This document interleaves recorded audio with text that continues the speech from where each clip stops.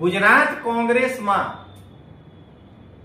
જે પરપ્રાંતીય નેતા મોટા મોટા પદ ઉપર બેસેલા છે, પાર્ષદ રહી ચૂક્યા છે, વિધાયક રહી ચૂક્યા છે, એટલે ધારાસભ્ય, આજે પરપ્રાંતીય મજૂર પોતાના માટે ફક્ત 130 રૂપિયા પ્રતિ કલાક પગાર માંગી રહ્યા છે.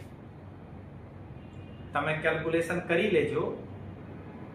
પરપ્રાંતીય મજૂર 22,000 ના જગ્યા પર 30,000 માંગે છે, 12 કલાકના જગ્યા પર 8 કલાક કામ કરવા માંગે છે અને રવિવારના દિવસ રજા માંગે છે.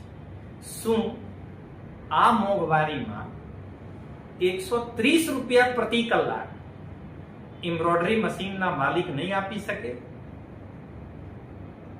આ જો નહીં આપી શકે તો કોંગ્રેસના મોટા મોટા નેતાઓ જે પરપ્રાંતિયો છે, આજે ઉત્તર ભારતીય એટલે પરપ્રાંતીય મજૂરને સાથ અને સહકાર આપશે.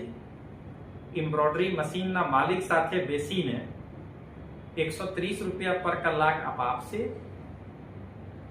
મને લાગે છે મિત્રો નહીં અપાવી શકે.